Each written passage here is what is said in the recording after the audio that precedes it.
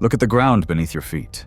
It feels solid, doesn't it? We build our cities, our economies, and our entire lives on the assumption that the foundation holds. But lately, that foundation is cracking. We are living through a moment in history where everything, absolutely everything, feels like it is vibrating with instability. The headlines aren't just reporting news anymore.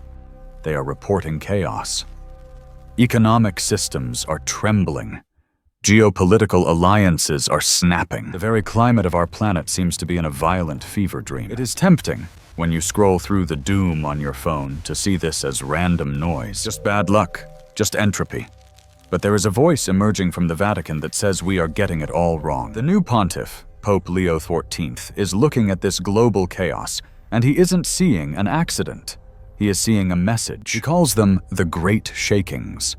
And his analysis suggests that what looks like the end of the world might actually be a severe, terrifying, yet necessary intervention. Today, we are going deep into the mind of Pope Leo XIV to unpack these three specific shakings: the physical, the social, and the spiritual.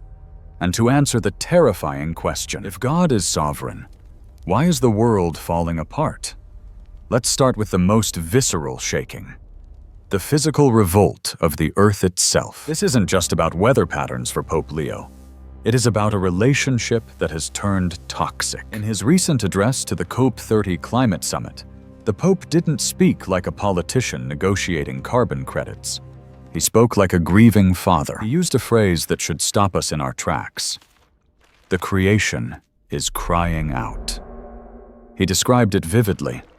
Floods that wash away generations of history, droughts that turn fertile land into dust, storms that scream with a violence we haven't seen before. He points out a brutal statistic that we often gloss over.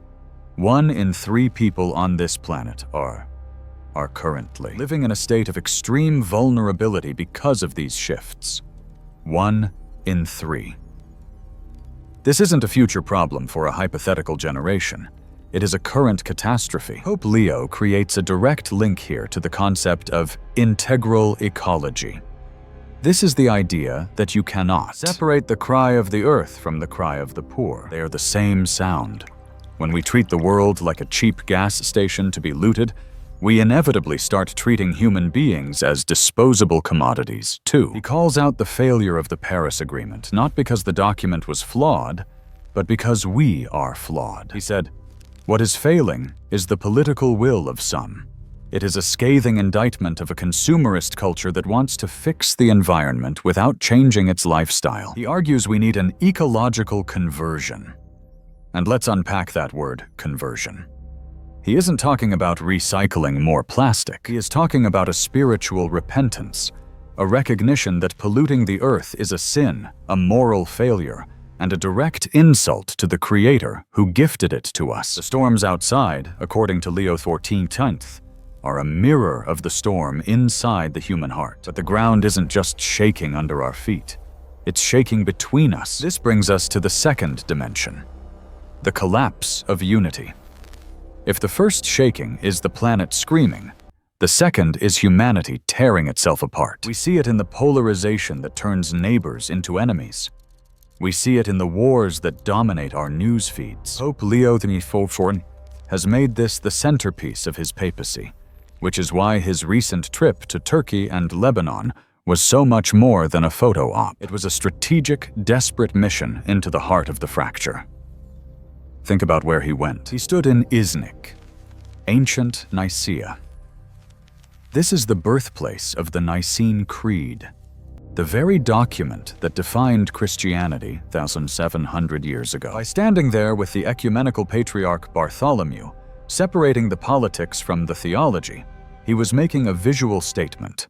What unites us is ancient. What divides us is recent and often petty. Then he went to Lebanon, a country that has been brought to its knees by economic collapse, the horror of the Beirut port explosion, and the looming shadow of war on its borders. In Beirut's Martyrs' Square, surrounded by the physical scars of conflict, Pope Leo didn't offer empty optimism. He offered a challenge. He spoke of synodality. Now, that is a church word that usually makes people's eyes glaze over, but you need to understand what he actually means by it. Synodality is the antithesis of dictatorship. It is the journeying together. It is the radical idea that the only way to survive the shaking is to listen to the person you disagree with most. He proposes that our social shaking, our wars, our riots, our Twitter battles, are all symptoms of a world that has forgotten how to walk together. He views dialogue not as a soft political strategy, but as a spiritual weapon against chaos. And this leads us to the third shaking, the one that explains the other two, the spiritual shaking. Why is this happening? Why the floods? Why the wars? Pope Leo XIV dives into the deepest theological waters here. He suggests that we are suffering from a collective amnesia. We have tried to build a civilization that functions without God, and we are surprised that it is collapsing. We have forgotten our role as stewards, so the earth rebels. We have forgotten our identity as brothers, so we kill each other. But here is the twist. Here is the controversial insight that changes everything. Pope Leo does not view these shakings as proof that God has abandoned us. He views them as proof that God is still in charge.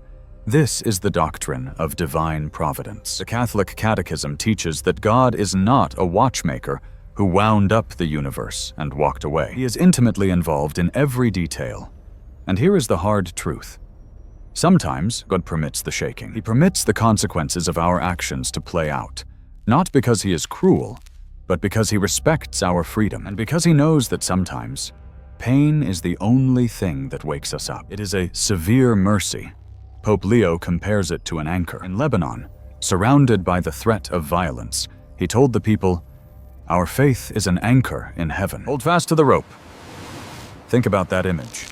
You only need an anchor when the storm is raging. The shaking isn't meant to destroy the ship. It is meant to force us to test the chain. It is a call to return to the source. If the world is shaking, it is because we built on sand. The sovereignty of God is the bedrock we ignored. The Pope is arguing that these crises are actually an invitation, a violent, loud, undeniable invitation to come back to reality. So, what do we do? If you accept this premise, that the chaos is a divine wake-up call, how do you respond? Pope Leo XIV gives us a three-part protocol, and it's not about buying a bunker or hoarding gold. It's about internal fortification. First, prayer, but not casual prayer. He is calling for prayer that acts as an invisible bridge. He wants us to disconnect from the noise of the news cycle and reconnect with the silence of the divine. Second, penance. This goes back to the ecological crisis. We have to stop consuming like parasites. We have to simplify. We have to sacrifice our comfort for the sake of the whole. And third, faithfulness. We need to be the people who don't shake when the world does. In your office, in your family, online. Are you an agent of division? Or are you a practitioner of synodality? Are you listening? Are you building peace? The message of Pope Leo XIV is terrifying, yes, but it is ultimately hopeful. He believes these are not the death throes of the world, but birth pangs. The structures of pride, greed, and isolation are being shaken down so that something real can be built in their place. The question is not whether the shaking will stop. The question is, when the shaking is over, will you still be standing? Because according to Pope Leo, the only things that will survive are the things built on the unshakable sovereignty of God.